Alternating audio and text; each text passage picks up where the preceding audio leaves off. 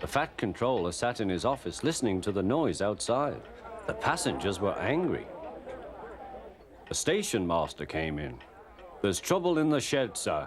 Henry is sulking, there's no train, and the passengers are saying this is a bad railway." "Indeed," said the fat controller, "we cannot allow that." He found Gordon, James, and Henry looking very cross.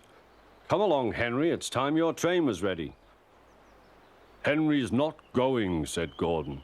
"We won't shunt like common tank engines. That was Thomas's job. We are important tender engines. You fetch our coaches and we will pull them. Tender engines don't shunt." "Oh, indeed," said the fat controller. "We'll see about that. Engines on my railway do as they are told." And he hurried away to find Edward. The yard has never been the same since Thomas left to run his branch line, he thought sadly. Edward was shunting. "Leave those trucks, please, Edward," said the fat controller. "I want you to push coaches for me in the yard." "Thank you, sir, that will be a nice change." "That's a good engine. Off you go, then."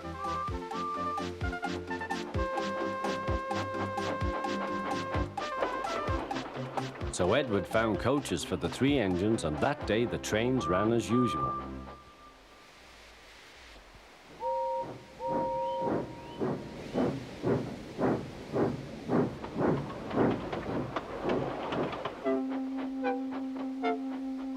But next morning, Edward looked unhappy. Gordon came clanking past, hissing rudely. "Bless me," said the fat controller, "what a noise." "They all hiss me, sir," answered Edward. "They say tender engines don't shunt, and last night they said I have black wheels. I haven't, have I, sir?"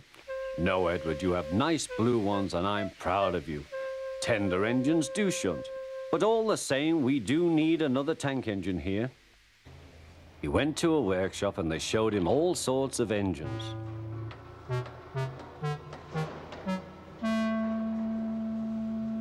At last he saw a smart little green engine with 4 wheels. "That's the one," he thought. "If I choose you, will you work hard?" "Oh, sir, yes, sir." "That's a good engine. I'll call you Percy." "Yes, sir, thank you, sir," said Percy, and the fat controller brought him back to the yard. "Edward," he called, "here's Percy. Will you show him everything?" Percy soon learned what he had to do, and they had a happy afternoon.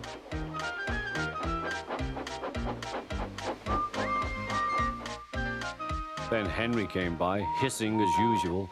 "Chee!" went Percy. Henry jumped and ran back to the shed. "How beautifully you wheeshed him," laughed Edward. "I can't wheesh like that." "Oh," said Percy, "that's nothing. You should hear them in the workshop. You have to wheesh loudly to make yourself heard." Next morning, Thomas arrived. "The fat controller sent for me. I expect he wants help," he said to Edward. "Shh, here he comes," replied Edward. "Well done, Thomas. You've been quick. Listen, Henry, Gordon, and James are sulking. They say they won't shunt like common tank engines. So I have shut them up, and I want you both to run the line for a while." "Common tank engines, indeed," snorted Thomas. "We'll show them. And Percy will help too." "Oh, sir, yes, sir. Please, sir," answered Percy. Edward and Thomas worked the main line, greeting each other as they passed by. Percy puffed along the branch line. Thomas was anxious about Annie and Clarabelle, but both driver and guard promised to take care of them. There were fewer trains, but the passengers didn't mind. They knew the 3 other engines were having a lesson. Gordon, James, and Henry were cold, lonely, and miserable. They wished now they hadn't been so silly.